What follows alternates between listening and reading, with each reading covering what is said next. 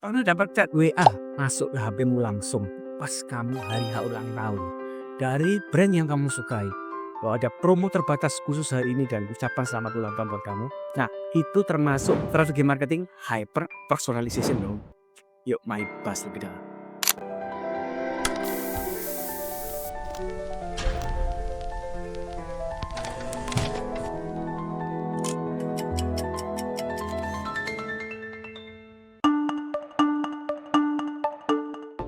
Jadi, apa itu hyper personalization? Hyper personalization adalah strategi marketing yang mana didesain khusus secara personal kepada konsumen, sedemikian konsumen itu merasa diorangkan, merasa dispesialkan, diperhatikan. Jadi seolah-olah konsumen ini disapa secara pribadi. Padahal ternyata dengan data tingkat lanjut yang dikemas dengan artificial intelligence, setiap perusahaan bisa melakukan pendekatan ini dengan sangat baik dan tentunya akan menghasilkan ikatan emosional yang lebih terjalin dengan konsumennya. Manfaat dari hyper personalization ternyata ada beberapa. Yang pertama, yaitu meningkatkan loyalitas pelanggan. Karena tadi saya bilang bahwa tercipta hubungan emosional kedekatan dengan pelanggan, maka tentunya pelanggan akan lebih loyal. Yang kedua, tentunya meningkatkan cuan kita atau meningkatkan konversi omset pendapatan kita. Karena pelanggan itu merasa diperhatikan, dispesialkan, tentunya dia akan lebih mengingat brand-brand yang menyapa dia secara personal ketimbang kompetitor yang jarang menyapanya. Tentunya ketika dia membutuhkan produk, dia akan lebih mengingat brand kita. Manfaat yang ketiga tentunya untuk efisiensi budget marketing kita. Karena dibantu oleh tingkat data yang lebih lanjut atau advance data, kita bisa tahu tanggal lahirnya, apa kesukaannya, kapan perilaku belanjanya. Bahkan kita bisa tahu apa hobi, agama, dan lain-lain.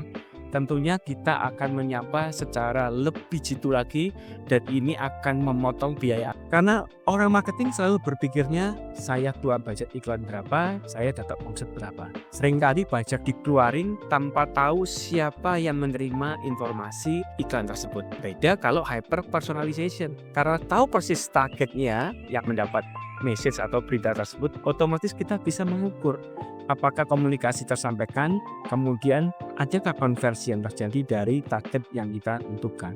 Sangat bisa diukur dan ini memotong biaya anggaran pemasaran. Teman-teman, karena saya ini pecinta kopi, saya itu suka kemana-mana kalau ada kopi saya coba. Nah, ternyata ada beberapa brand kopi lokal yang sudah menerapkan hyper personalization loh. Di antaranya mengirimkan chat WA ke saya, promo-promo voucher. Nah, ketika saya mendekat ke lokasi mereka, saya dapat kadang SMS masuk ke HP saya langsung. Kok bisa tahu saya ada di sana? Ternyata mereka sudah men-screening database saya, perilaku saya, siapa saya. Nah, selain suka ngopi, saya ini suka nonton film-film di Netflix. Nah, saya karena punya akun di Netflix dan ada beberapa sub akun ya, milik istri, milik anak saya. Kalau saya masuk di sub akun saya, akan ada rekomendasi-rekomendasi film yang saya suka. Saya itu suka film yang berbau science fiction atau fiksi ilmiah. Saya nggak suka film horor. Jadi tidak akan pernah Anda temukan di channel Netflix saya rekomendasi film-film horor. Nah, ini sangat saya suka karena saya nggak pernah diingatkan untuk nonton film yang saya nggak suka. Kenapa kok Netflix seolah-olah seperti teman baik saya? Dia bisa ngasih rekomendasi film-film yang saya suka. Ternyata basis mereka adalah menggunakan algoritma machine learning yang mana menganalisa perilaku saya, kapan saya nonton film apa yang saya suka, berapa lama saya suka nonton film, berapa lama kadang saya stop dan saya lanjutkan di esok hari. Mereka akan mencarikan film-film dengan durasi sesuai perilaku saya. Sangat hyper personalization. Apa dampaknya buat Netflix? Tentunya bertahun-tahun saya tidak pernah berhenti berlangganan. Karena apa? Churn rate-nya sangat rendah atau retensinya semakin tinggi. Churn rate adalah bocornya pelanggan yang berlangganan kemudian tidak langganan lagi. Itu yang membuat Netflix semakin maju dan semakin banyak film-film baru yang mereka bisa hadirkan. Karena banyak orang yang menggunakan dan ternyata banyak juga pengguna-pengguna baru yang mencobanya. Namun, di balik semua kelebihan keunggulan hyper personalization ini, ternyata ada dampak negatifnya. Apa aja dampaknya? Yang pertama tentunya terkait keamanan privasi data kita. bayangkan kalau kita suka nonton film yang aneh-aneh dan ketika ada orang lain masuk ke akun kita, orang tersebut bisa tahu kita suka film apa. Nah, itu cukup privasi. Yang kedua, tentunya karena over personalization terjadi, akan banyak scammer-scammer atau penipu yang menyalahgunakan data saya untuk seolah-olah menjadi teman baik saya untuk nawarin saya, dan saya nggak tahu apakah ini teman ataukah ini orang lain yang menyamar jadi teman saya, karena dia begitu tahu sifat karakter saya, kesukaan makanan saya, dan banyak scam terjadi karena data itu bisa disalahgunakan oleh orang-orang yang kurang bertanggung jawab, menyamar jadi teman baiknya. Untuk memulai strategi hyper personalization ini tidak perlu menjadi perusahaan besar dulu atau tidak perlu modal yang besar. Kita bisa mulai dari langkah awal yang kecil, yang sederhana. Gunakan yang pertama, tahu kita mau menggunakan fitur yang gratis, yaitu dengan email marketing. Pakailah sesuatu yang platform yang sudah bagus dan ada yang versi gratisnya. Dan ketika kita lakukan personalisasi di MailChimp, kita bisa melakukan tembakan email blast dengan sangat presisi. Kita bisa bikin beberapa list data di mana kita pisahkan list A, list B, list C. List A ini misal kategori segmen A punya karakteristik seperti ini, list B karakteristik yang lain. Kita bisa siapkan konten campaign dengan email blastnya yang berbeda untuk segmen A dan segmen B. Dan kita bisa tahu persis siapa orang-orang yang membuka email tersebut secara rutin. Berapa kali dia ngeklik, berapa lama dia follow email subscription kita.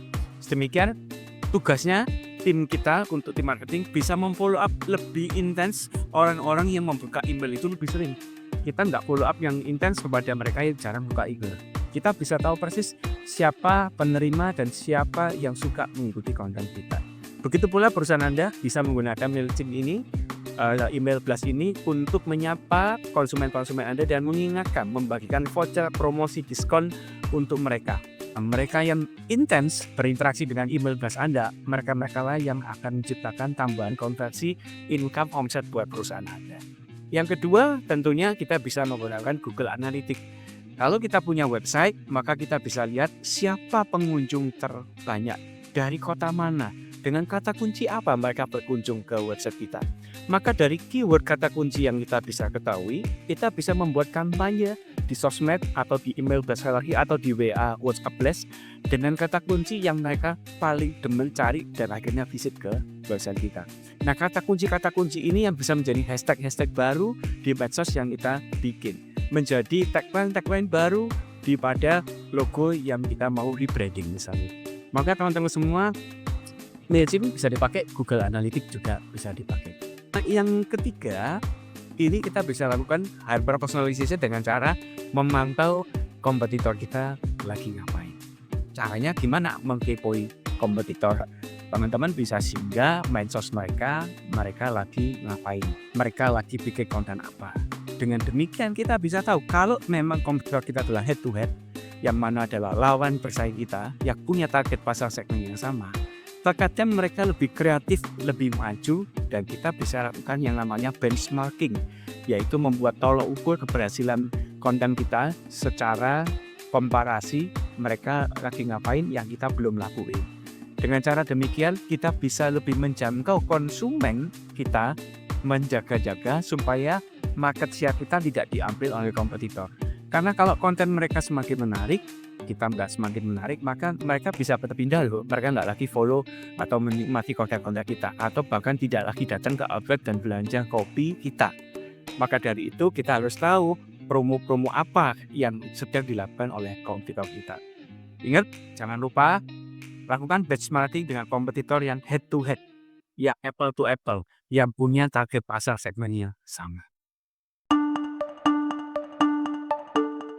Oke teman-teman, dari 3 langkah praktis yang sederhana, selamat mencoba. Dari semuanya yang terpenting menurut saya adalah kita harus memahami apa sih kebutuhan konsumen kita. Nah, jika video ini teman-teman merasa ada manfaatnya, jangan lupa untuk berbagi kebaikan, bisa sharekan video ini ke teman-teman Anda, dan subscribe akun dari SLC Marketing.